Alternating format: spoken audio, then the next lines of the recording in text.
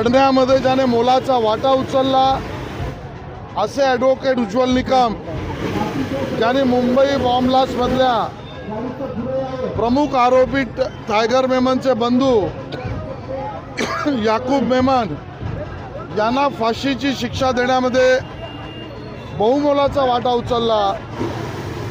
मुंबईवर आतंकवादी हल्ला करून देशावर हमला करण्याचं काम ज्या कसाबने केलं, त्याला फाशी मिळवण्यासाठीच्या कायदेशीर लढाई जे लढले, खैरलांजीमधील आमच्या बंधू भगिनींवर झालेल्या अत्याचाराची लढाई जे लढले, असे उज्ज्वल निकम यांना उमेदवारी देऊन सच्चा मुंबईकर सेवकाला उमेदवारी दिली आहे।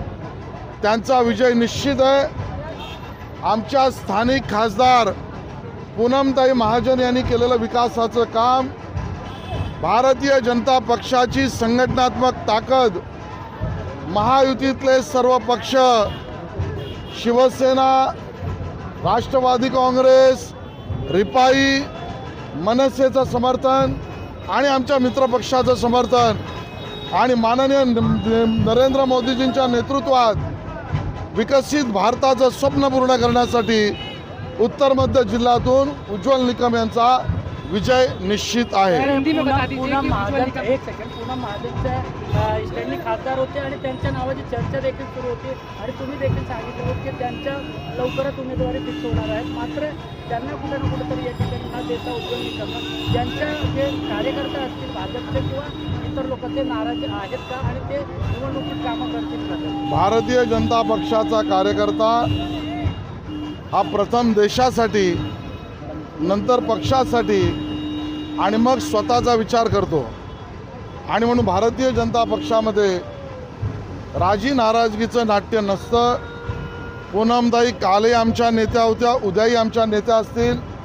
भारतीय जनता पक्षाचं नेतृत्व हे कायमस्वरूपी मतदारसंघातील केलेल्या कामाचा त्यांचा प्रभावी ठसा, युवा मोर्चाचं अध्यक्षपद म्हणून त्यांनी केलेलं काम आणि यापुढे राष्ट्रीय अध्यक्ष आणि पार्टी त्यांना जी नवीन जबाबदारी देतील ती ते यशस्वीरित्या पूर्ण करतील।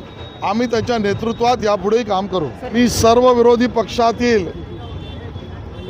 उभाटा शिवसेना असो, काँग्रेस असो, राष्ट्रवादी काँग्रेस असो, शरदचंद्र पवार गट व अन्य पक्षातील सर्व विरोधी पक्षाला ही मुंबईकरांच्या वतीने विनंती करीन की ज्यांनी मुंबईसाठी युद्ध लढलं, देशावर हमला करणाऱ्यांच्या विरोधामध्ये प्रभावशाली कारवाई केली, टायगर मेमन ते कसाब यांना फाशी मिळण्यासाठी महत्त्वपूर्ण योगदान दिलं, असा एक देशभक्त सच्चा मुंबईकर हा आता उमेदवारी घेऊन उभा आहे उज्ज्वल निकम यांच्या रूपाने। त्यामुळे विरोधी पक्षाने बिनविरोध त्यांना संसदेत जाण्यासाठी योग्य ती भूमिका घ्यावी, असं मुंबईकरांच्या वतीने मी निवेदन करतो।